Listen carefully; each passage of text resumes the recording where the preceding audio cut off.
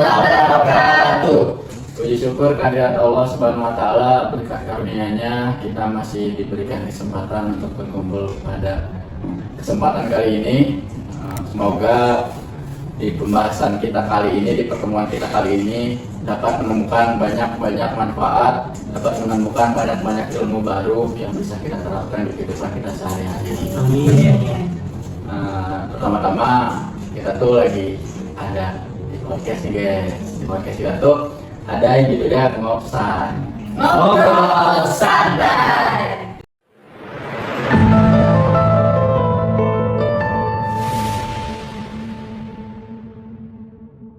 Jadi ngobrol santai itu kita bakal ngobrol seputar topik. Tapi kita ngobrolnya itu santai, tapi ada topik dan ada pembahasan yang berbobot gitu. Kita ambil santai-santai aja. Kita di sini bakal membahas satu topik. Topik itu tuh menarik sekali yang buat kita bahas. Jadi kita bakal ngebahas topik yang ada di Al-Quran, tepatnya di surat Yusuf. Nah, dari surat Yusuf ini apa nih yang bakal kita bahas di surat Yusuf? Nih, di surat Yusuf ini kita bakal ngebahas aspek-aspek komunikasi dalam surat Yusuf. Misalnya kajian metode dakwahnya, ada hikmahnya juga. Banyak sekali pokoknya yang bakal kita ulik di sini tentang. Nah, benar kali kita lihat sini. Gak sendirian. Gitu. Kayak saya lagi bersama teman-teman saya. Saya di sini sebagai host Muhammad Hamzah. Di sini ada Zakia, Fadel, Nazwa, Iki. Nah, ini perkenalan kita semua, belum pada kenal ya. Nah, kita langsung masuk ke topik yang pertama dari segi aspek Al-Quran menurut komunikasi. Jadi komunikasi itu dari segi aspek Al-Quran ada ya? Ada. Jadi apa hubungannya antara aspek Al-Quran dengan komunikasi ini? Jadi kan Al-Quran ini kitabnya umat Islam yang Allah turunkan pada Rasulullah SAW. Terus Al-Quran itu sebagai perantara antara Allah, Rasulullah dengan umatnya. Jadi kan di Al-Quran ini tuh banyak sekali kisah Nabi, pesan-pesan. Banyak sekali pokoknya di Al-Quran kalau kita bedah jauh lebih dalam lagi. Nah, yang pertama kita bakal bedah dari aspek komunikasinya kan. Nah, komunikasi itu di surat Yusuf ini ada 6. Yang pertama intrapersonal, yang kedua ada interpersonal, yang kedua ada transaksional, nah yang keempat ada konflik, ada kelompok, ada politik juga ada. Banyak juga ya? Ini banyak banget yang bisa kita ulik kali ini. Nah, pertama kita mulai dari yang paling dasar, yang paling basic, itu komunikasi intrapersonal. Nah, jadi intrapersonal ini ada yang udah tahu teman-teman? belum tahu nih. Apa tahu nggak ada? Nggak tahu. Apa sih? Singkatnya tuh intrapersonal itu komunikasi yang terjadi di dalam diri kita sendiri. Jadi contohnya tuh menangis sih teman-teman nih mau ngobrol sesuatu, tapi kita ngobrolnya tuh lewat diri sendiri dulu. Jadi nemuin diri dulu ya. Ya, kayaknya kan, saya mau ketemu teman, mau ngomong apa ya, mau ngobrolin apa ya, itu termasuk komunikasi intrapersonal. Komunikasi diri sendiri ya. Nah, komunikasi diri sendiri. Berarti kita berbicara dengan diri sendiri. Benar tuh. Nah, kalau yang kita lihat di surat Yusuf ada di ayat 23. Nah, kisahnya itu Nabi Yusuf tuh mendapatkan godaan dari wanita. Jadi Nabi Yusuf ini tuh dapat godaan dari Zulaiha. Zulaiha itu tuh istrinya ada raja dari Mesir. Nah, itu tuh raja Aziz kok nggak salah ya? Aziz.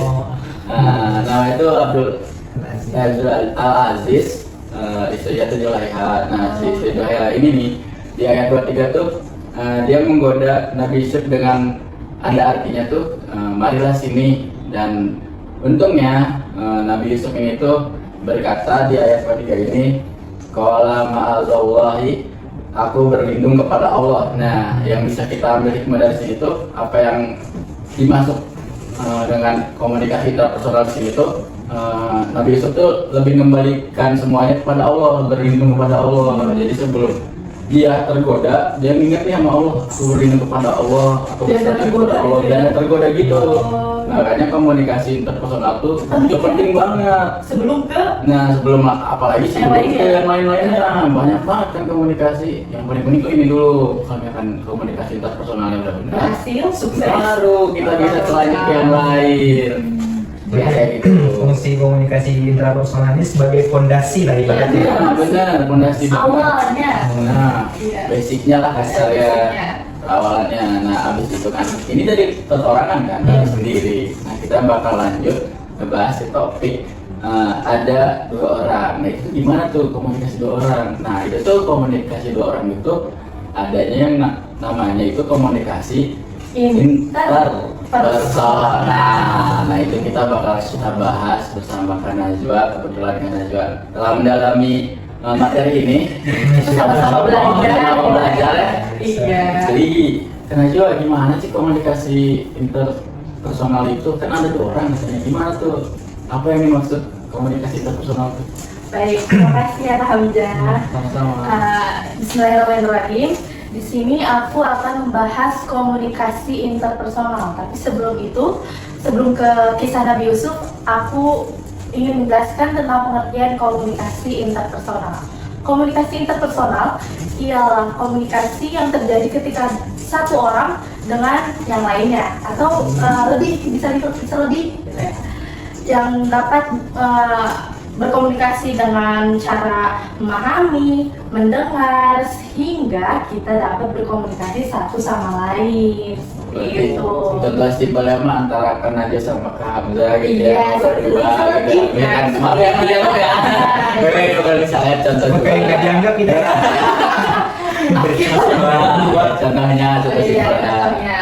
Nah, kita lanjut ke komunikasi interpersonalnya menurut kisah Nabi Yusuf alaihissalam bersama ayahnya. Ada yang tahu gak ayahnya siapa? Nabi Nabi apa? Nabi Yunus, Salah, Setot. Jadi aku Nabi Yakub. Benar. Nabi Iya. alaihissalam. Nah, tersebut itu adalah ayah Nabi Yusuf alaihissalam. Cerita di awalnya ini dimulai ketika Nabi Yusuf alaihissalam saat masih kecil. Ia bermimpi, ia melihat 11 bintang, matahari dan bulan bersujud kepadanya. Aduh, itu mimpinya luar biasa banget gak sih ya? luar biasa itu. Kita gak kebayang nih gimana rasanya ya. Nah, bahkan lebih menariknya nih, mimpinya itu ia tidak menceritakan ke sembarang orang, melainkan dia hanya memilih untuk menceritakan kepada ayahnya. Berarti dia cerita kayak Iya, gitu. ayahnya Nabi Yakub alaihissalam.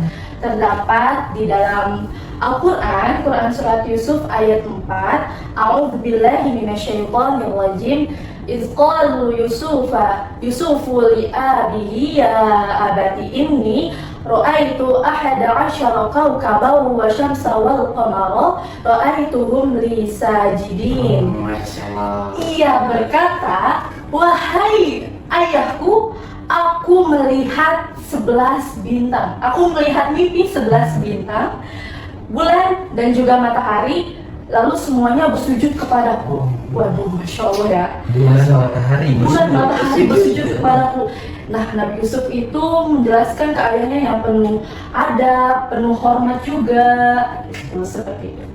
Nah, kita dapat bisa ambil nih kisah Nabi Yusuf alaihissalam, bahwa jujur dan juga terbuka kepada orang lain itu gak apa-apa banget, gak apa-apa banget ya, karena dari lawan bicara kita, atau bisa diambil dari Nabi Yakub alaihissalam ayahnya itu, kita dapat mendapatkan nasihat atau mendapatkan perlindungan dan juga menenangkannya gitu, tidak kebawa emosi juga. Nah, lanjut ke terdapat di Quran Surat Yusuf ayat 5, ayahnya menjawab, A'udzubillahi minasyaitonirrajim, qala ya bunayya ru'yaka ala ikhwatika fala yakidu laka kaida inna syaitana lil insani aduwwum mubin. Ayahnya berkata, wahai anakku, janganlah engkau mengasih tahu kepada saudara-saudaramu bahwa karena saudara-saudaramu itu bisa saja berbuat makar kepadamu. Nah, berbuat makar ini bisa kita ambil istilahnya sebagai motif tersembunyi atau akal busuk gitu untuk melukai Nabi Yusuf alaihissalam, seperti itu. Nah, dari kisah Nabi Yusuf ini kita dapat ambil hikmahnya bahwa dengan perkataan tersebut kita ambil dari jalan damainya, jalan rahmatnya, dan juga jalan perubahannya. Dan teman-teman kita bisa ambil juga nih karakter Nabi Yusuf alaihissalam, bahwa Nabi Yusuf alaihissalam ini memiliki karakter yang sabar. Kita ambil dari sabarnya, sopan santunnya juga kita ambil, serta kebijaksanaannya. Waduh, masya Allah, kebijaksanaan itu tidak emosi ya guys. Ya udah seperti itu aja. Iya, tadi itu kan jadi Iya. penjelasan singkatnya tuh komunikasi interpersonal tuh jadi terjadi di dua orang. Nah, contohnya tuh di Nabi Yusuf tuh komunikasi Nabi Yusuf dengan ayahnya. Nah, kita dapat ambil hikmahnya lagi, nilai poin plus tambahannya. Kita tuh belajar dari Nabi Yusuf. Jadi kalau kita punya satu permasalahan atau satu cerita lebih baik, kita cerita kepada ayah lebih dulu. Orang yang bisa dipercaya. Nah, yang bisa lebih dipercaya dulu. Nah, setelah ini kita lanjut. Kan ini dua orang. Kita lanjut ke yang lebih banyak. Waduh, banyak lagi ya. Ada yang besar lagi. besar. Yang besar Bu Amber. Nah, ada yang dimaksud itu komunikasi kelompok. Itu juga terjadi juga di surat Yusuf. Nah, ini bakal dijelasin sama Kak Zakia nih. Jadi tadi kan komunikasi antara kedua orang atau tiga gitu ya. Interpersonal. Jadi ini kalau komunikasi kelompok itu lebih banyak orangnya, lebih dari 5 gitu. Jadi menggunakan komunikasi kelompok. Nah, komunikasi kelompok ini yang paling jelas dalam surat Yusuf itu ada pada kelompok saudara-saudaranya Nabi Yusuf. Ketika mereka bermusyawarah tentang rasa iri mereka dan kecemburuan mereka terhadap Nabi Yusuf ini. Jadi saudara-saudara Nabi Yusuf ini merasa bahwa kayak Yusuf dan Bunyamin itu lebih dicintai dan disayangi oleh ayahnya. Jadi itu menimbulkan kecemburuan Iri. iri gitu ya. Jadi kayak di situ tuh mulai ada diskusi dan pertukaran pendapat antara saudara-saudaranya Nabi Yusuf ini. Jadi mereka berkumpul dan mengutarakan perasaan dan pendapat mereka tentang Nabi Yusuf ini. Jadi ada di ayat 9 yang artinya tuh gini, bunuhlah Yusuf atau buanglah ia ke suatu daerah. Oh Gitu. iya, benar-benar. Nah, Jadi mau dibunuh gitu ya? iya, Jadi mau dibunuh. tapi tuh gak jadi. Soalnya di sini ada apa? Ini ada lanjutan ayat dari 9 tadi itu mengatakan bahwa qala qailum minhum la taqtulu Yusuf. Seseorang saudaranya itu mengatakan bahwa janganlah kamu membunuh Yusuf, tapi agar kamu Itu Apa? membuang dia Iya, ke dasar membuang. sumur. Ke Jadi dasar itu sumur. ada perbedaan pendapat juga. Jadi antara saudara-saudaranya itu di satu kelompok itu. Jadi kayaknya di situ juga ada ini ya, komunikasi apa ya namanya? konflik di sini. Konflik ya Iya. di bagian masalah ya. Ada konfliknya. Ada konflik. Masalah ya. Jadi komunikasi konflik dari cerita Kak Kia tadi itu di mana sih komunikasi konfliknya? Nah, komunikasi konfliknya itu berada di ketika saudara-saudaranya ini merasa cemburu, iri terhadap Yusuf dan juga saudaranya Bunyamin. Karena mereka merasa bahwa Yusuf dan Bunyamin ini lebih disayang oleh ayahnya.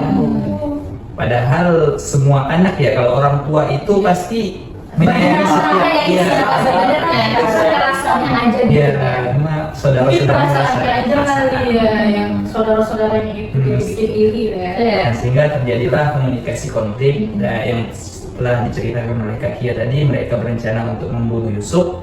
Namun seseorang di antara mereka memberikan pendapat lain agar Yusuf ini jangan dibunuh tapi dibuang saja ke dalam dasar sumur.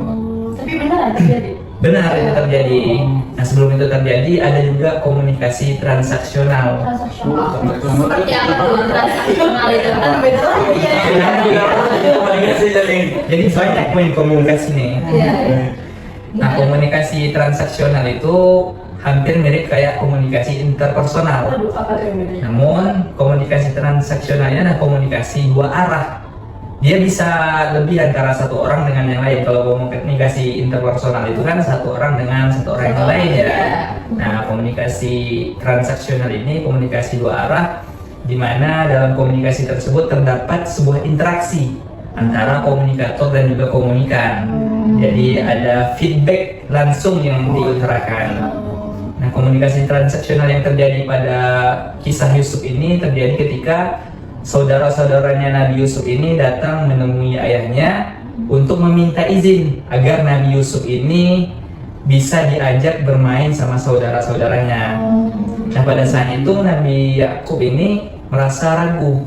Ayahnya dengan berat hati untuk memberikan izin tersebut. Namun saudara-saudaranya ini meyakinkan ayahnya bahwa dia akan menjaga Nabi Yusuf agar tidak sampai dimakan serigala. Tapi Aslinya, nah setelah mendapatkan izin tersebut, Nabi Yakub pun dengan berat hati memberikan izin. Nah, setelah diberikan izin, mereka pun membawa Nabi Yusuf untuk bermain ke tempat yang telah mereka rencanakan suatu untuk daerah ya. membuang Nabi Yusuf ke dalam Semua. tadi apa? Semua. Semua. Ya. Oh, melaksanakan rencana yang tadi itu. Melaksanakan yang tadi Pelaksana itu. Itu melaksanakan beneran di itu. Iya. sumur. Itulah setelah sampai di lokasi, nah langsung mereka ini melaksanakan aksinya, membuang Nabi Yusuf ke dalam besar sumur. Teman-teman. Dari dalam sumur itu kan ada. Kan? Jadi ketika mereka membuang Nabi Yusuf ke dalam besar sumur, lalu mereka mengambil sebagian baju Nabi Yusuf. Untuk apa? Untuk apa? Tahu nggak? itu tahu. Nah, Nabi Yusuf, sepotong baju Nabi Yusuf itu mereka gunakan untuk dicampur dengan darah hewan. Ya, apa itu? Jadi apa? Ketika mereka pulang menemui ayahnya, mereka mengatakan bahwasanya Nabi Yusuf ini telah dimakan serigala. Oh, yang dibunuh. Ada terakhir ya. Jadi tipu daya itu ternyata sudah terjadi Sudah lama ya. Jadi kita sudah nggak heran kalau di zaman sekarang ini banyak sekali tipu daya. Tipu ya. Iya. Nah, ini merupakan salah satu komunikasi konflik yang negatif, teman-teman. Jadi nggak perlu kita contohin. Jadi ini hanya bisa dijadikan sebagai pelajaran. Nah, transaksional juga ya tadi. Transaksional juga. Nah, setelah Nabi Yusuf kan terjebak oleh di sumur tuh. Ya, Nah, nasibnya Nabi Yusuf tuh gimana di sumur, Mas Yuki? di sumur. Nah, Setelah itu tuh gimana? Iya, itu ya. Itu gimana nasibnya? Nah, jadi ketika Nabi Yusuf berada di sumur itu, maka datanglah seorang musafir. Dia ada rombongan musafir dari daerah Mesir. Pada saat itu sedang melakukan safar perjalanan panjang. Nah, ketika melihat ada sebuah sumur, mereka pun singgah untuk mengambil air. Haus ya. Haus. Jadi dia nggak tahu bahwa ada seorang anak kecil di dalam itu. Nah, ketika mengambil air, ditariklah nih timbanya, embernya. Berat. Biasanya air kan dia terlalu berat ya. Ditarik gitu ya. Tarik, muncullah tangan seorang anak kecil. Dia Bikin takut gak sih? sebenarnya takut ya. Tadi takut dari situ. Serem banget itu. Mungkin kalau Iki di posisi itu mungkin udah lari. Jadi apalagi malam atau siang gitu atau pagi? Kejadiannya itu nggak, kita belum sempat baca ya. Jadinya pagi, siang, sore. Oh, nggak tahu ya. Ya, nggak tahu. Ya, intinya kejadiannya itu di sumur. Nah, setelah ditarik, diambillah anak kecil ini sama seorang musafir tersebut. Lalu musafir tersebut berpikir, wah ini boleh juga nih dijadikan sebagai barang dagangan untuk dijual. Oh, dijual beli orang. Jadi jualan itu tuh masih ini ya, kayak ada jual beli orang gitu Masih ya. ada. perbudakan lah Iya, istilahnya. jual belikan ya. Jual beli. Iya, benar. Ini Nabi Yusuf itu dijual ke daerah Mesir. Di Mesir itu musafir tersebut bertemu dengan sepasang suami istri. Tapi Nabi Yusuf itu di posisinya keadaan sadar gitu. Sadar. Sadar. Emang Setelah dari sumur itu. Nah, kan dia kan apalagi anak kecil ya, kan? Masih kecil. Iya, iya. Jadi ke bawah kemana aja gitu ya. Ya, bawa pulang ke rumah pun udah nggak tahu jalannya. Oh iya, Nah, iya, iya. Masih lugu banget. Masih lugu. Kecil. Dibawa tuh Nabi Yusuf Hmm. dinegokan dengan raja dari Mesir. Dari Mesir ya. Terjadilah di situ pembelian. Kemudian nah, setelah dibeli oleh raja dari Mesir ini namanya itu Al Aziz dan juga istrinya Al Aziz. Istrinya Zulaikha.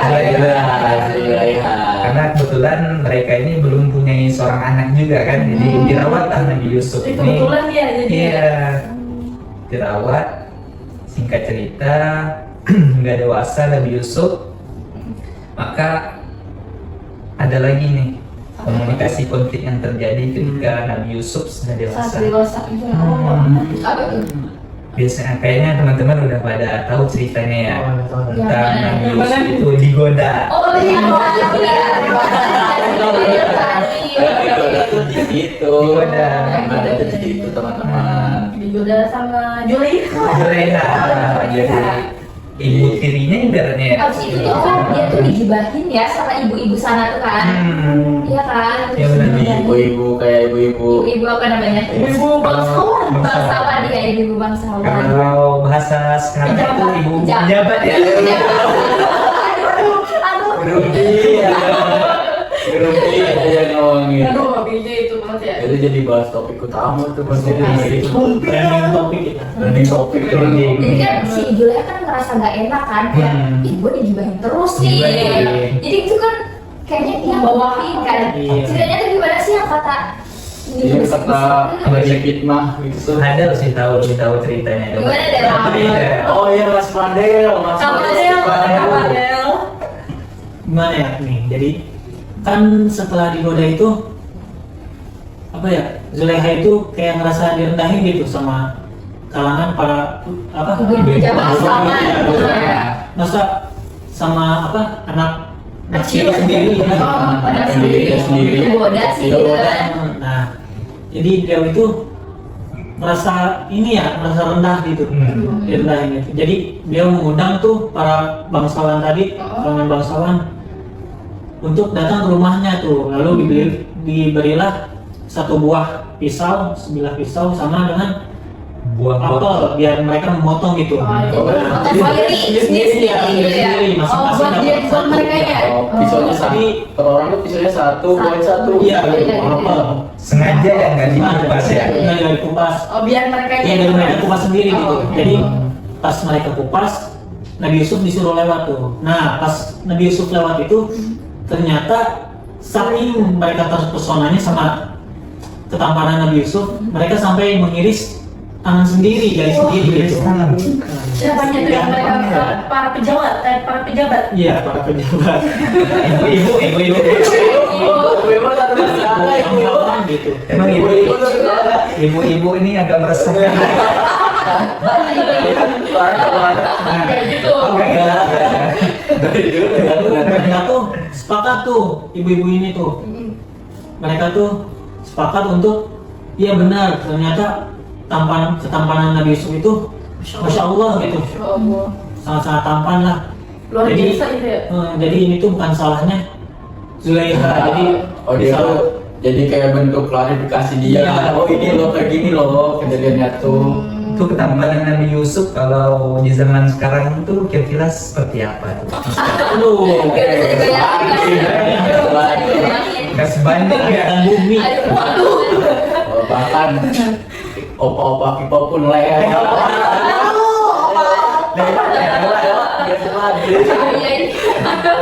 Jauh banget kan kalau zaman sekarang tuh. Kan Lebih senangnya. lupa Korea ini. Iya.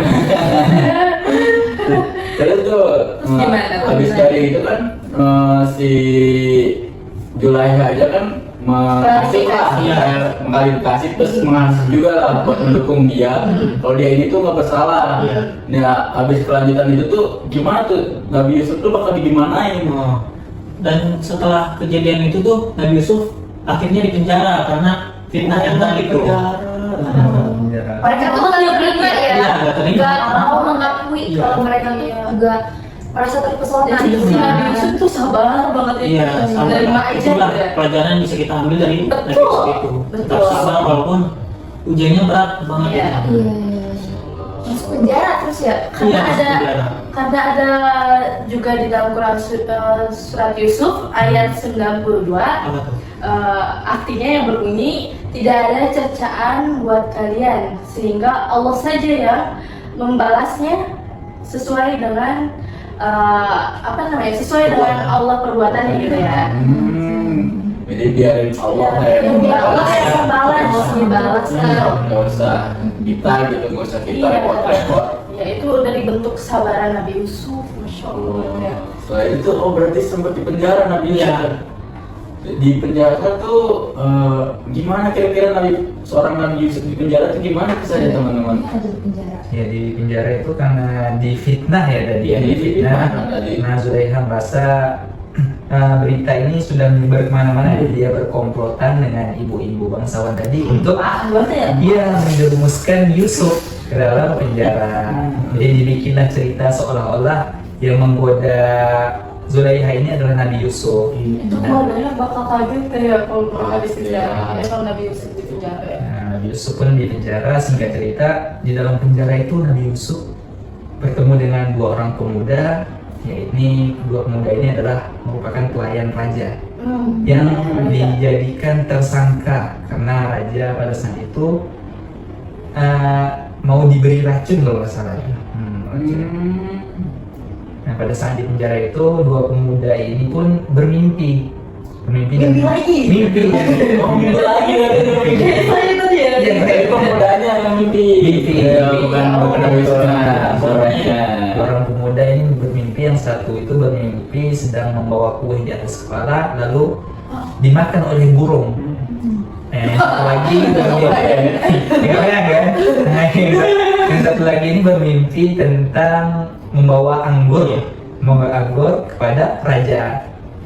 Jadi kayak menjamu Menjamu, ya. Nah mereka kan bingung, ini mimpi apaan ini kan? Ketahui ya. Maka ketika mereka menceritakan kepada Yusuf, dan pada saat itu juga Nabi Yusuf kan diberikan suatu mukjizat ya, kelebihan oleh Allah, itu tentang bisa menafsirkan mimpi tersebut. Masya Allah. Yang besar sekali ya, Iya. yang kepada Nabi Iya Yusuf. betul. Setelah ditafsir tuh, kira-kira apa sih artinya mimpi mereka itu tuh, pemuda-pemuda tersebut itu? Mimpi dari mimpi tersebut ya. Nah, dari mimpi tersebut ditafsirkan bahwa kata Nabi Yusuf, di antara kalian berdua ini satu orang bakalan ada yang selamat dan satunya lagi akan dibunuh mati. Itu yang Jadi Dan yang ada selamat. mati itu yang mimpi yang mana? Yang mati itu yang mimpi sedang membawa kue di atas kepala. Oh, yang dipakai Iya, itu ya, di kepala ya. Oh, Oh, dan itu meninggal di batu dibunuh. siapa itu yang berarti? Yang Pemuda yang Oh, mati. pemuda ya. Iya, pemuda. gue bingung ya. Jangan mungkin. Burungnya hanya di dalam mimpi. Oh iya, betul ya. Udah ya. Tadi itu yang apa yang anggur itu yang apa tadi? Yang tidak Menjamu. terbukti bersalah. Jadi dia dikeluarin ya kayaknya. Dikeluarin Dari di sana. penjara. Nah, sebelum keluar pun Nabi Yusuf berpesan nih kepada pemuda yang selamat agar menyampaikan tentang keadaan Nabi Yusuf di dalam penjara bahwa dia tidak bersalah. Namun singkat cerita, nah ketika sudah keluar dari penjara, pemuda yang selamat ini dibisikkan oleh setan untuk lupa akan hal tersebut. Sudah bertahun-tahun, ada riwayat mengatakan bahwa Nabi Yusuf itu berada di dalam penjara itu 3 tahun, ada yang mengatakan 7 tahun, ada yang mengatakan bahkan 10 tahun. Wah, Bayangkan 10 tahun di penjara. terus habis itu gimana? Di situ maka ketika pemuda tersebut sudah menjalani 10 tahun di luar, maka raja pun mendapatkan sebuah mimpi. Mimpi lagi. Mimpi lagi. Jadi kisah Nabi Yusuf ini banyak mimpi. Nah, pada saat itu raja bermimpi tentang ada 7 ekor domba gemuk, domba betina yang berada di tepi sungai yang sedang bersenang-senang. Kebayang. Bayangkan ya, ada domba 7 ekor lagi bersenang-senang di tepi sungai, lagi makan rumput. Nah, di samping itu juga ada 7 ekor domba yang kurus, Yang kurus. muncul dari arah tepi sungai. Berarti ada 14 ya? 14 dan dia pun ikut bersenang-senang. Oh, ikut Bersenang. Nah, ikut bersenang-senang lalu 7 ekor domba yang kurus ini tiba-tiba memakan 7 ekor domba yang gemuk. Kok bisa kan kurus? Iya, ya, karena di dalam mimpi ya, dalam mimpi. Absurd dari Maksud dari mimpi itu tuh. Jadi ketika 7 ekor domba yang kurus itu memakan 7 ekor domba yang gemuk itu, langsung ke raja pun tersadar, kaget. Apa sih maksud dari mimpi tersebut? Nah, ketika paginya pun raja pun memanggil para pembesar-pembesar. Kalau istilahnya di Indonesia sekarang ini menteri-menteri ya. Menteri dan sebagainya. Menteri.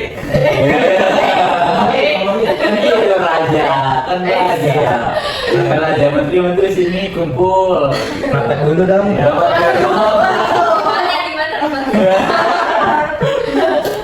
Oke, kita lanjut ya. Jadi setelah dipanggil para pembesar-pembesar kerajaan, maka raja pun menyampaikan tentang mimpinya. Menanyakan apa sih arti dari mimpi ini. Namun suruh nyari maksud dari mimpi tersebut. Apa? Namun nggak ada yang ketemu. Satu orang pun nggak ada yang tahu tentang arti dari mimpi tersebut. Nah, lalu sejak itu ada seorang pelayan yang teringat akan Yusuf. Iya. Oh ya, tadi mimpi anggur ya. Terus Nah, makanya ketika itu dia ingat, oh ternyata dulu saya pernah bermimpi di dalam penjara dan ada satu orang, Nabi Yusuf itu ya, Nabi Yusuf yang mampu menafsirkan tentang mimpi saya. Nah, lalu dia mengajukan kepada raja bahwa ada seorang yang mampu menafsirkan mimpi raja tersebut. Masya Allah. Nggak rekomendasi. Diutuslah pelayan ini ke penjara untuk memanggil Nabi Yusuf. Di luar dugaan ya? Betul ya? Nah, Plot twist banget ya. Waktu Plot twist. Iya benar. dipanggil Nabi Yusuf. dipanggil hadapan raja. Dan ternyata benar ya, itu bakal ada. Jadi 7 domba yang kurus itu Beneran ada? bukan itu tuh ibaratnya masa-masa paceklik gitu ya. Oh, kasih Nabi Itu Yusuf itu tuh tanda-tanda 7 domba itu Iya, ada tanda-tanda tandanya. sih. ya tanda-tanda ya. Jadi Nabi Yusuf menafsirkan bahwa 7 ekor domba yang gemuk yang pertama dimimpi oleh raja itu adalah 7 tahun masa kesuburan padi pada masa itu. Nah, terus ada 7 ekor lagi domba yang kurus, ini adalah 7 tahun masa paceklik padi. Berarti bener ya? Nah, setelah itu bukan hanya memberikan tafsir Nabi Yusuf, bahkan dia memberikan solusi. Oh, solusi. Solusi. Apa tuh solusinya? Solusinya agar ketika masa subur itu hendaknya padi-padi itu enggak dihamburkan, Oh, ya harus disimpan untuk menghadapi masa krisis Oh, itu. jadi disimpan gitu sebagai Disimpan. kesadaran gitu ya? Nah, Oh, seperti itu. gitu. Mulia sekali ya Nabi Yusuf, Masya Allah udah menafsirkan, udah ngasih saran juga. Iya. Masya Allah. Sabar juga. Sabar juga, ya Allah, Masya Allah. Dan setelah itu tuh, Alasan itu juga yang buat Nabi Yusuf itu diangkat jadi Menteri Keuangan ya. Waduh, Jadi menteri keuangan jadi dia. Iya, jadi kenapa sih Nabi Yusuf itu sampai bisa jadi Kenapa? Menteri Keuangan? Kenapa kok bisa sih? Bukan karena apa ya, beliau itu bukan karena cuma bisa membaca mimpi gitu, Iya. tapi beliau juga kan kita Pintar tahu juga ya? ya pintar, Nah, apa goyah, kita goyah gitu, Bijaksana. sudah mudah goyah. goyah, Betul juga ya. dan juga Bijaksana juga ya? iya bijaksana dan juga gak silau jabatan gitu.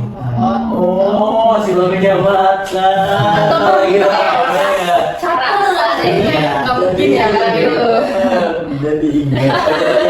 Dia tuh dari itu nggak mungkin. Nggak haus gitu, Iya. nggak haus sekali jabatan kayak Ya, gitu. haus jabatan. Kesannya nggak peduli lah jabatannya apa, yang penting dia menyalonkan diri gitu ya.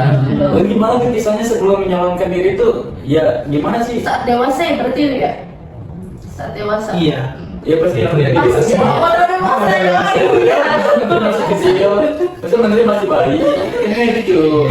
Iya. Jadi nanti itu Bener, kan bener. Ya, maksudnya saya ada komunikasi Maksudnya. politiknya berarti ya? Ada.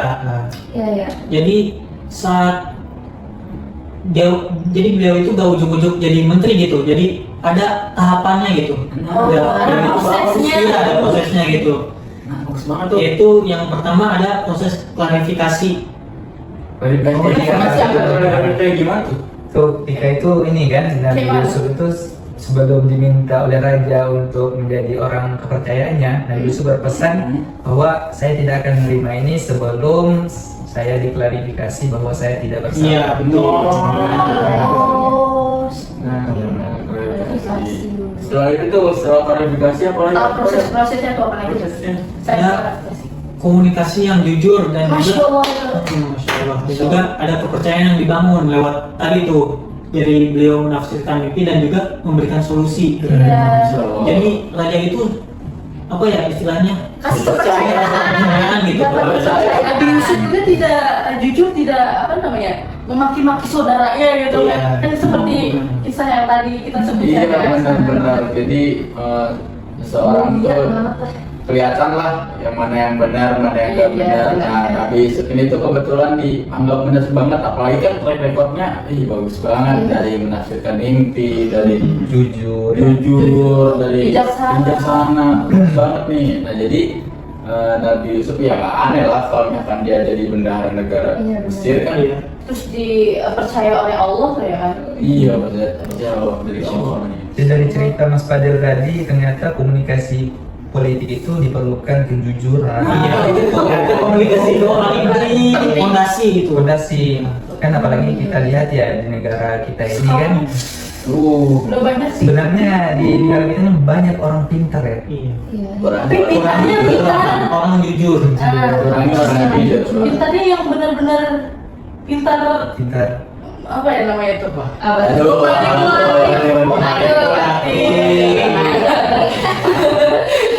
Awas lah yang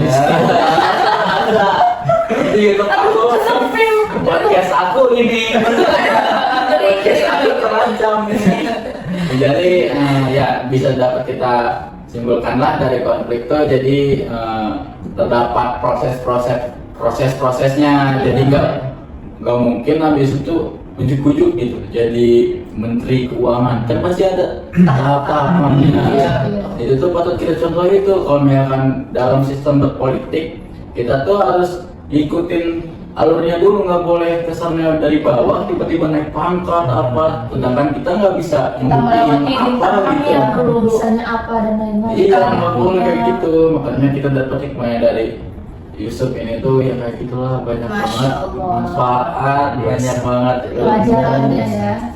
Nah, karena ini kita udah ulik nih semua materi dari mulai interpersonal, intrapersonal, terus ada kelompok, terus ada konflik, ada politik, ada transaksional, ada ya itulah cukup 6 itu yang udah kita bahas tadi. Nah, kita bakal lanjut lagi nih ngebahas gimana sih metode-metode yang digunakan oleh Nabi Yusuf ini buat berdakwah ini nih, bukan berdakwah ya, kasarnya kayak di surat Yusuf ini tuh ada nggak sih pesan-pesan atau metode-metode yang muncul? Ada itu Mas. kaitannya dengan metode-metode dakwah ya. Tiga nggak sih? Ada 3. Ada tiga. Metode dakwah Mau'izatul Hasanah, metode salah. Metode al-hikmah, Mau'izatul Hasanah, sama mujadalah ya aksan. Nah, kita bakal bahas tuh 3 topik itu tuh. Nah, kita mulai dari mungkin yang udah orang lain pada tahu, bil hikmah. Dengan maknanya aja ya. Hikmah. Di artinya itu yang kita dapat tadi itu Bijaksana. bijaksana. Jadi kita Bijaksana. bakal bahas. Jadi gimana sih menurut teman-teman nih metode hikmah itu seperti apa, dan kalau misalkan ada contohnya di dalam surat Yusuf bisa kita tolong berikan, kita spill gimana sih yang dimaksud bil hikmah itu. Ada yang tahu nggak? Kayaknya Kak Kia tahu. Iya, Udah nggak sabar dia mau mengutarakan tentang metode. Jadi yang aku tahu aja ya, Ya. jadi dakwah bil hikmah itu kan berdakwah dengan cara bijaksana dan lembut ya. lembut. Lemah lembut. Contohnya itu apa sih Bang Iki? Bil hikmah. Di surat Yusuf apa ya? Yusuf. Yang tadi dia tidak itu saudara-saudaranya nggak sih? Oh iya, benar-benar. Maksudnya hikmah Gak membalas keburukan saudara saudara-saudaranya itu. nggak punya dendam habis itu. Dendam. Jadi kayak malah dia kayak baliknya malah lebih baik ke mereka. Iya gitu. Jadi itu lebih ke bijaksana dan lembut. Ada juga nggak sih tadi yang penjual pangan di Mesirnya itu dia membantu tuh kan strategi-strateginya. Iya, itu juga termasuk kebijaksanaan. Iya, Itu masya Allah, solusinya dia kembangin, dia jalanin gitu kan di pangan Mesir itu yang tadi padi ya. Iya, padi. Nah, ya, seperti itu. Jadi singkat namanya yang bisa kita simpulkan, hikmah tuh, metode bil hikmah tuh kita berdakwah menggunakan perkataan yang lemah lembut, yang bijaksana gitu. Jadi kalau misalkan berdakwah sama orang tuh kita nggak harus gini enggak. Pokoknya jangan membawa emosi. Iya. Walaupun orang itu udah jahat sama kita. Iya. Jadi kebaikan kita, misalkan orang jahat ke kita harus baik ke dia. Iya, jadi orang kayak nangkepnya kayak, oh orang ini tuh baik gitu. Ya ada muncul tuh hikmahnya. Masih dapat hidayah orang itu. Hidayah. Dari kita. Nah, singkatnya itu ya teman-teman. Salah satu metode bil hikmah yang terdapat di surat Yusuf, ada contohnya juga di pas tadi ada pas saudaranya nggak bisa sama saudara-saudaranya padahal udah dimasukin semua. Saudaranya dendam. Keren banget, masya Allah. Berarti metode bil hikmah ini dimana kita itu harus mengetahui kondisi orang-orang sekitarnya. Ya, yang disampaikan oleh Wawa tadi bahwasanya ketika seorang pedagang ya, Iya, pedagang. itu yang mengatur strategi, Iya, betul. kan dia mengetahui tentang lingkungannya gimana, nah itu maka timbullah kebijaksanaan dan solusinya. Nah, jadi gitu teman-teman, metode bil hikmah tuh seperti itulah. Kita bakal lanjut lagi. Masih ada dua ya? Metode Kita satu-satu dulu. Kita lari kemana dulu ya? mau iso. Mau hijau. Iya. Boleh nih. Nah, teman-teman kita ngobrol pada santai. Iya, Jadi betul. teman ngopi santai, ngobrol santai. Sering-sering aja. Jadi Siapa nih? mau hijau tuh. Boleh Bang Iki. Iya itu. Mau hijau tuh apa bang? Gimana sih? Mau iso. Mau itu Hasanah. Mau'izah hasanah. Mau iso hasanah. Masya Allah. Jadi metode Mau'izah hasanah ini merupakan salah satu metode dakwah di mana metode dakwah ini yaitu dengan nasihat yang baik sehingga nasihat itu menyentuh hati para mendukung atau orang yang menerimanya. Jadi dalam berdakwah dengan metode dakwah Mau'izah hasanah ini kita harus memberikan nasihat yang begitu lembut sehingga menyentuh hati para pendengarnya. Masya Allah. Kalau misalkan kita ulik nih dari surat Yusuf, ada nggak sih yang kayak gitu? Contohnya? Kayaknya pastinya ada di ini deh. Yang nasihat dia ke dua orang yang di penjara itu. Oh iya benar. Iya. Itu ya. Iya. Udah. Iya, di situ kan dia nasihatin dengan lembut, nasihat yang baik kan. Iya. Kedua orang itu. Dia seolah-olah nggak menggurui ya. Iya, Iya. Tapi menasihati nasihat jalan yang benar. jalan yang benar. Iya. Iya kan.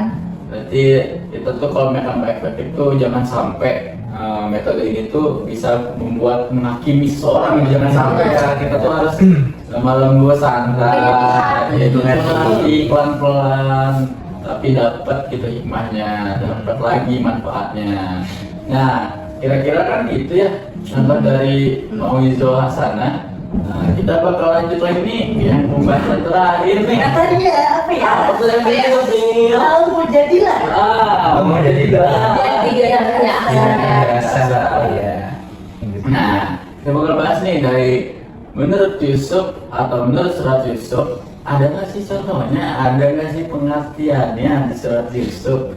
Kira-kira ada nggak sih?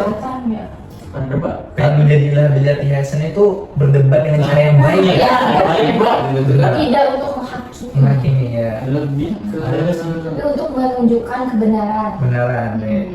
Contohnya tuh kalau gak salah kayaknya di ini deh, yang kata dia menunjukkan kebenaran waktu dia difitnah.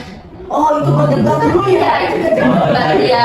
Dia kan difitnah harus yang bela diri dong. Iya. Tapi kan dia membela dirinya enggak secara kasar kayak Udah berhubung. oh, kan orang mah difitnah kan kita kesel ya, maksudnya ya kata yang lain kesel.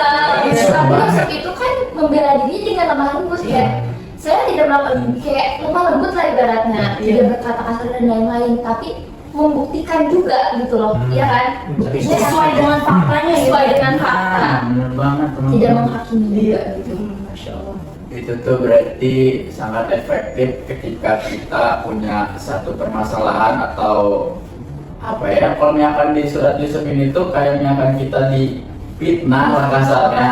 Nah, kita tuh dapat menggunakan metode dakwah tuh, metode dakwah Mujadalah gitu ya pada saat itu gitu. Iya. Seperti sekarang nih kita akan berdebat tentang kita difitnah, kita dicaci maki sama orang, kita diomongin yang enggak, kita itu dia enggaknya, kita tuh nggak boleh marah, nggak boleh dengan amarah, nggak boleh dengan kata-kata kasar. Itu harus mencontoh dari surat Yusuf ini. Dengan bijaksana Dengan untuk mencari bijaksana. kebenaran, bukan untuk menghakimi. Ah, benar banget tuh. Nah kan udah kita bahas nih 3 metode ini. Kira-kira nih biar teman-teman hafal atau gampangnya, singkatnya dari ketiga ini tuh apa sih satu-satunya? Yang pertama memiliki poin-poinnya.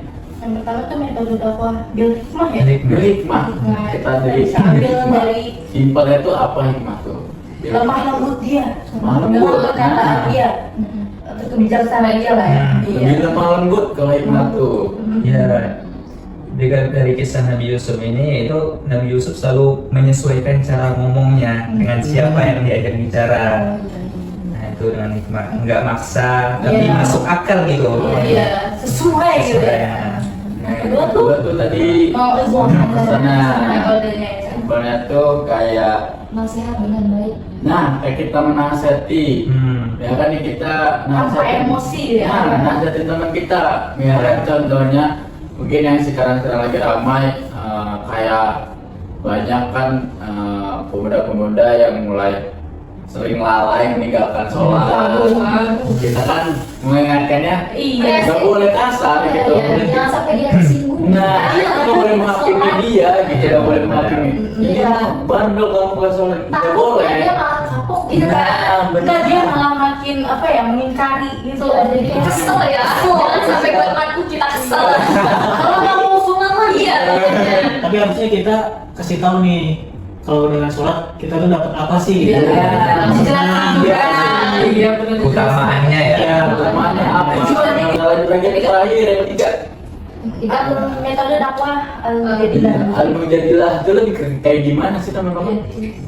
Oh, singkatnya. Oh, singkatnya itu kan ketika kan saat itu kan yang tadi dijelaskan oleh Kia juga bahwasanya ketika Nabi Yusuf itu difitnah, nah Nabi Yusuf itu membela dirinya dengan cara yang elegan. Udah elegan. Elegan, Apa tuh? nggak pakai emosi, Iya. Apa namanya? tapi pakai dengan kebenaran. Faktanya aja. Iya. Iya, iya. Berdebat dengan cara yang baik gitu. Nah, kan setelah kita bahas nih, kita bahas udah berapa ya? Udah banyak banget yang kita bahas ya. Dari awal metode, dari awal aspek komunikasi, terus jadi komunikasi. Banyak banget. Kita bakal nambah topik lagi. Jadi, waduh. Tapi santai dulu aja kita. Santai. Kita santai. Kita minum sambil Masih ada nggak ini? Masih ada nggak? Minum dulu. Di sini ngobrol santai. Jadi kita santai aja, tapi ilmunya tetap masuk. Teman-teman di rumah juga jangan lupa santai juga di rumahnya. Iya. Tidak menggurui kok di sini. Itu saling belajar. Nah, kan tadi kita nih dari awal tuh udah jauh banget, banyak banget juga itu juga di surat Yusuf juga. Sekarang kita setelah nih masuk nih ke segmen mungkin terakhir bisa dibilang karena udah begitu panjang gitu, banyak yang kita obrolin. Masya Allah. Nggak kerasa ya? Gak kerasa. Apa Minum lagi ya sambil tahu. Iya. Minum lagi. Kita bakal ganti topik nih. Topik yang terakhir. Jadi bukan ganti topik, sebenarnya sama aja, cuman Lebih menyambungi alurnya ya. nah lebih menyambungi alurnya nih setelah perjalanan dari kisah-kisah Nabi Yusuf dari kecil sampai gede, sampai di penjara, sampai jadi menteri, sampai dibuang ke sumur, banyak banget kisahnya. Nah, kan apa coba yang kurang kalau misalkan nggak ada apa yang bisa kita dapetin dari hikmahnya tersebut? Nah, kita bakal ngebahas hikmahnya yang terjadi di kisah Nabi Yusuf ini. Dari kecil hikmahnya apa, dari pas gede hikmahnya apa, dari pas udah kedudukannya apa yang harus kita contoh, apa yang kita harus teladani, itu bakal udah dari awal. Nah, jadi teman-teman kita bakal ngebahas topik gimana nih kedudukan surat Yusuf ini tersendiri, terus apa sih hikmahnya surat Yusuf tersendiri ini tuh. Terakhir banget ya. Iya, gitu tuh bakal kita bahas nyapan asal usul surat Yusuf turun tuh gimana, terus kedudukannya apa, bakal kita bahas kali ini. Gimana kita mulai dari mana teman-teman?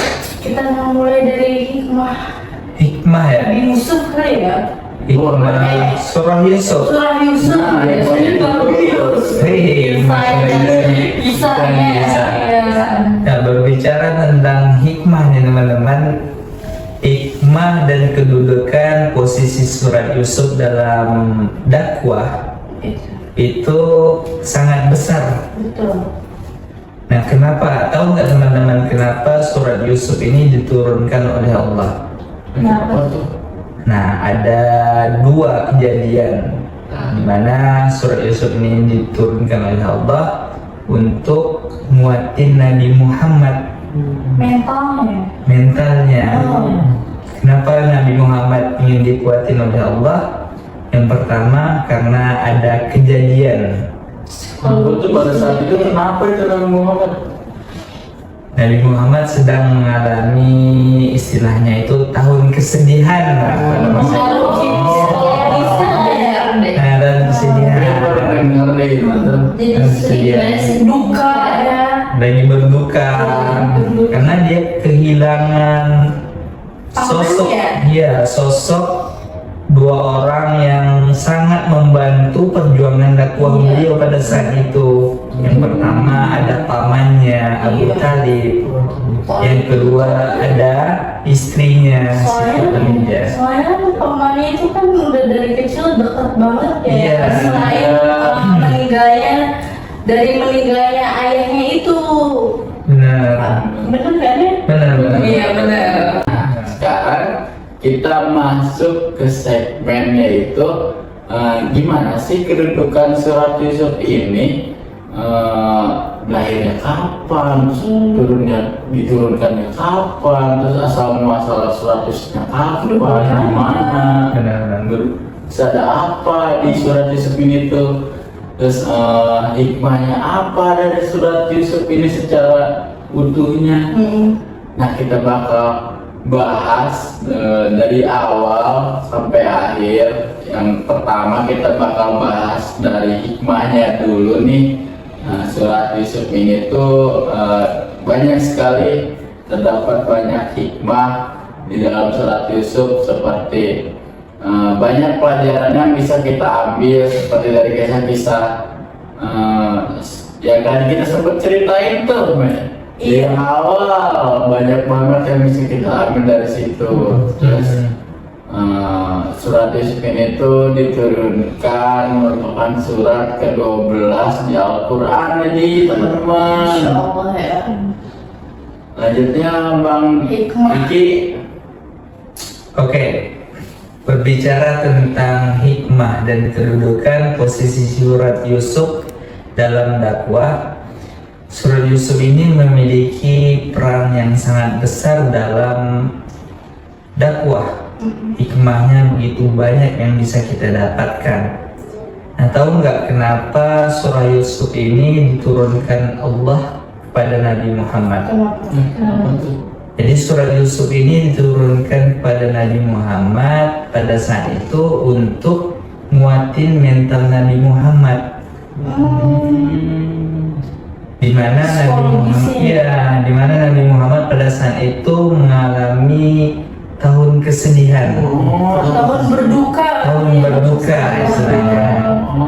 Mungkin teman-teman tahu nggak? Pernah dengar? Mungkin lupa kali ya. Lupa. Ya, lupa. Jadi tahun kesedihan. Kenapa dikatakan tahun kesedihan? Karena Nabi Muhammad pada saat itu merasa kehilangan dua orang sosok yang sangat membantu beliau dalam berdakwah gitu.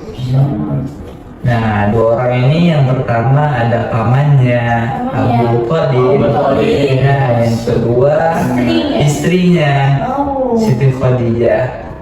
Sehingga Allah pun menghibur Nabi Muhammad dengan menurunkan surah Yusuf ini. Double 2 kali lipat. Double 2 kali lipat ya.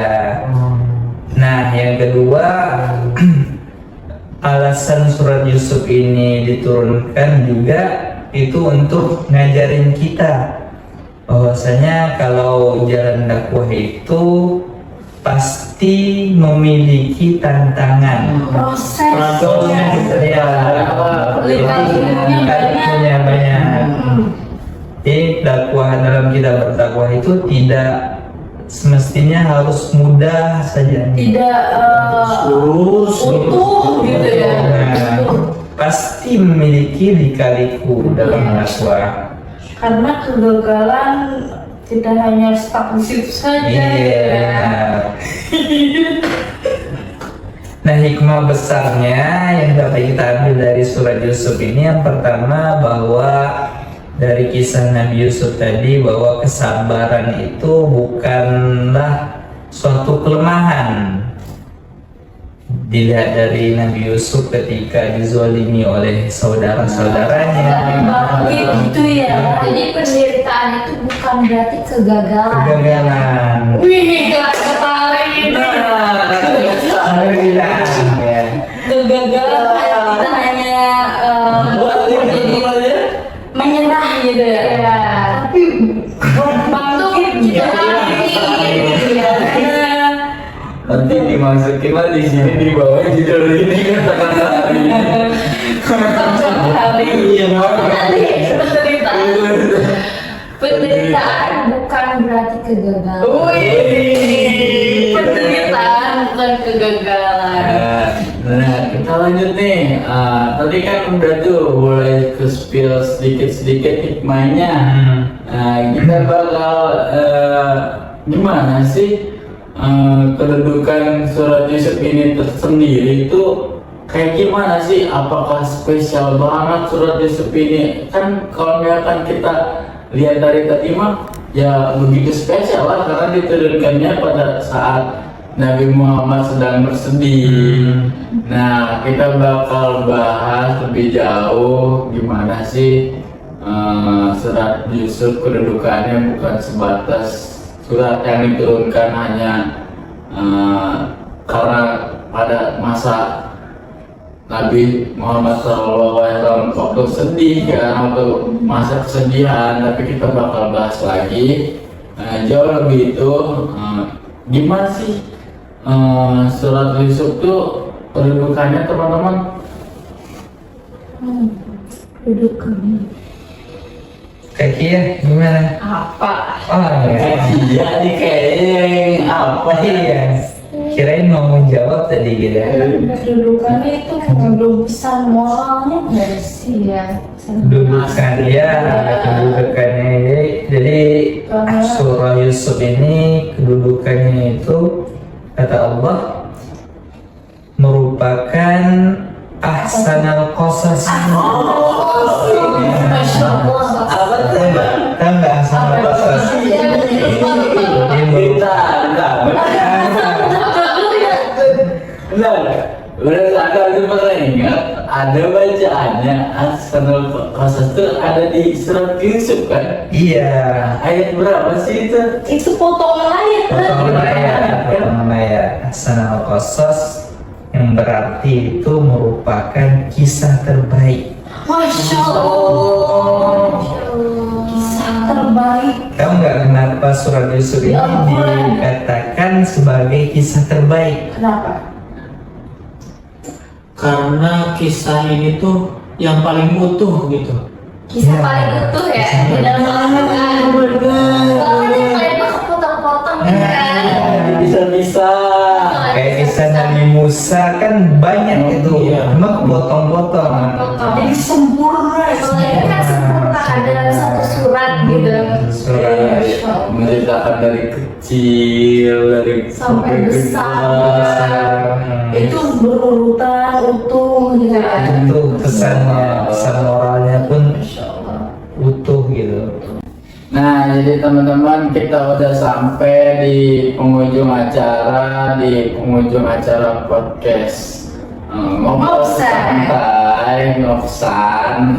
Kita bakal buat kesimpulan kecil yang bikin teman-teman tuh Ingat-ingat kan? ingat-ingat gitu, diingat-ingat lagi yang tadi. Nah, kita tuh bakal buat kesimpulannya sesimpel mungkin biar teman-teman tuh langsung ingat gitu. Walaupun udah diingetin sedikit, langsung ingat yang tadi kita sempat bahas. Nah, kita tuh bakal mulai dari yang baru banget tadi kita bahas, yaitu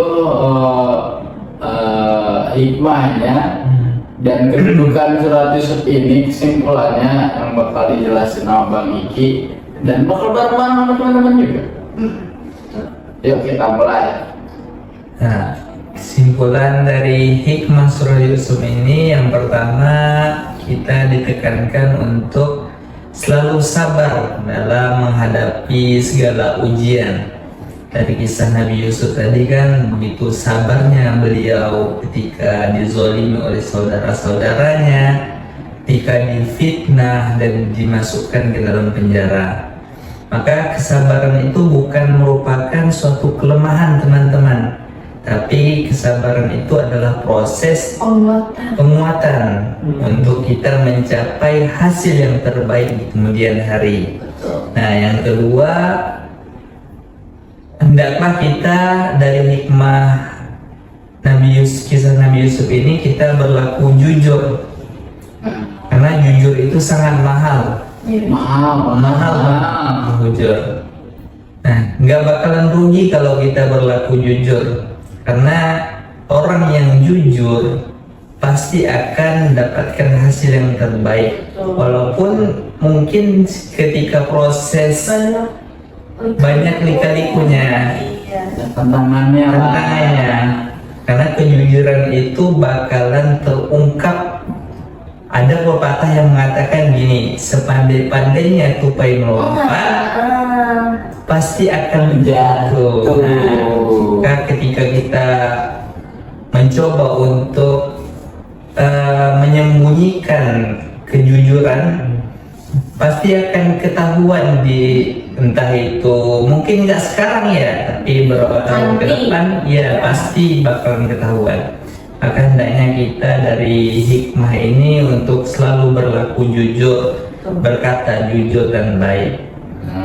teman-teman, jadi bisa kita lebih singkatkan lagi. Jadi Bang Iki bilang tuh surat Yusuf itu mengajarkan kita buat jangan suka berbohong, jangan berbohong. Nanti kata Bang Iki juga, nanti ketahuan akhirannya. Bisa kebuka. Jadi Nah. Pinocchio nanti. Tinggi nih panjang. Nah, jadi saya akan narik kesimpulannya dari topik-topik yang di atas sebelumnya, dari sebelum-sebelumnya. Jadi kan ada macam-macam komunikasi surat Yusuf. Nah, jadi simpel ya, tuh di surat Yusuf tuh banyak sekali komunikasi yang bisa kita gunain gitu di kehidupan kita sehari-hari, seperti interpersonal yang dari diri sendiri, terus yang interpersonal sama ayahnya. Kita tuh bagus banget buat menceritakan sesuatu tuh ke ayah dulu gitu, yang terpercaya dulu, sebelum kita mungkin kita bercerita sama Allah, terus kita bercerita sama ayah kita. Itu tuh insya Allah bakal seperti dalam surat Yusuf ini, bakal ditolong, bakal dibantu. Nah, itu.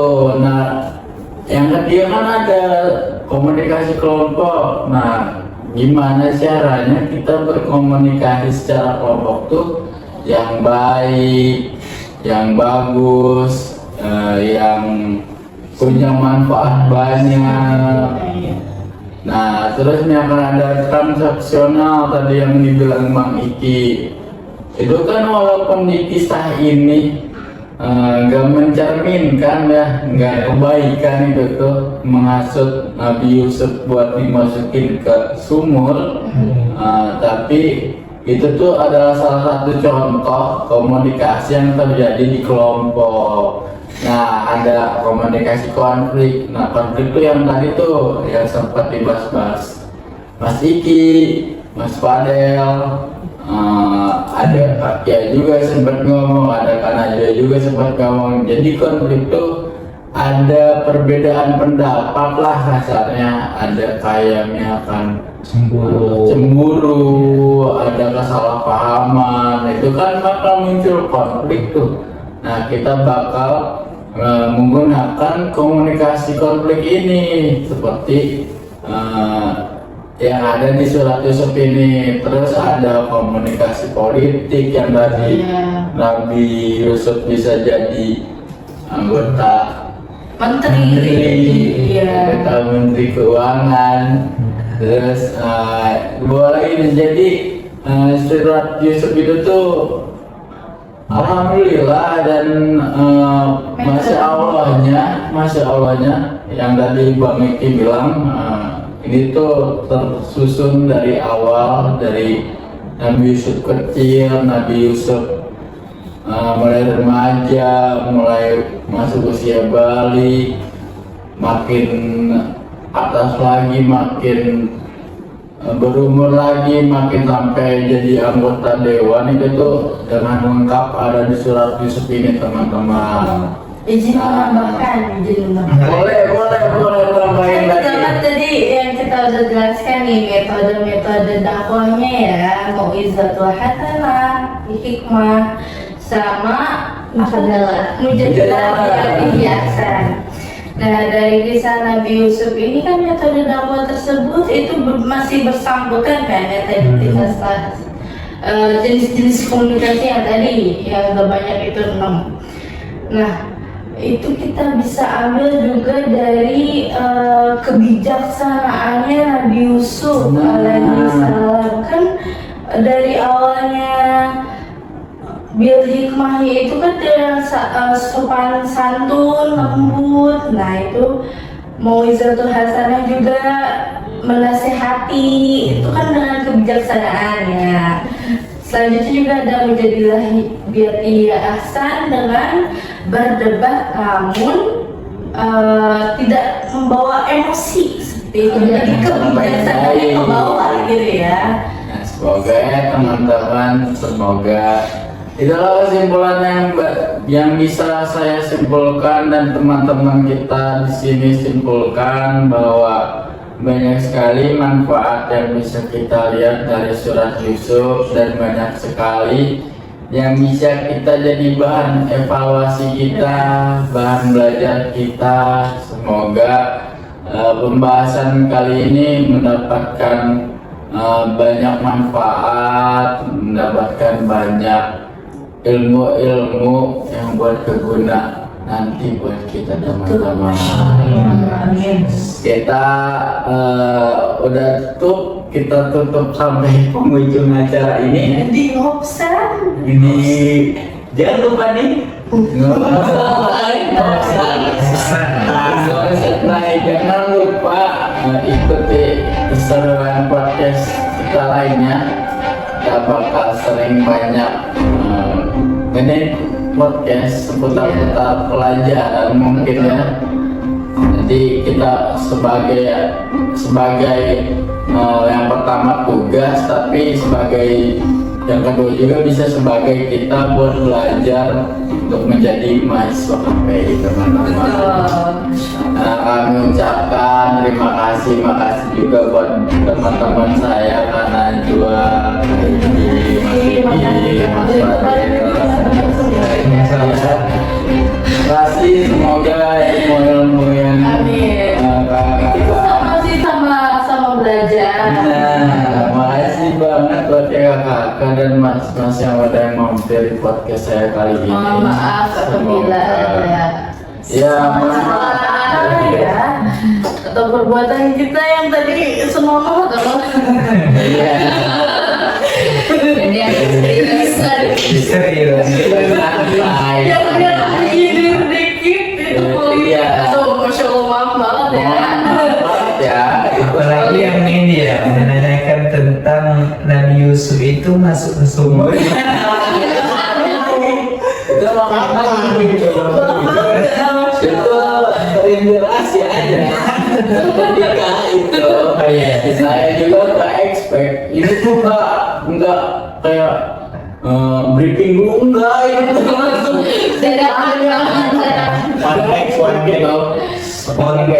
Spontanitas. Iya jadi coba sekian lah udah mau 1 jam juga ini kayaknya Sejak lebih ya. Nggak sadar ya. Kalau dilihat dari air minumnya memang udah lewat.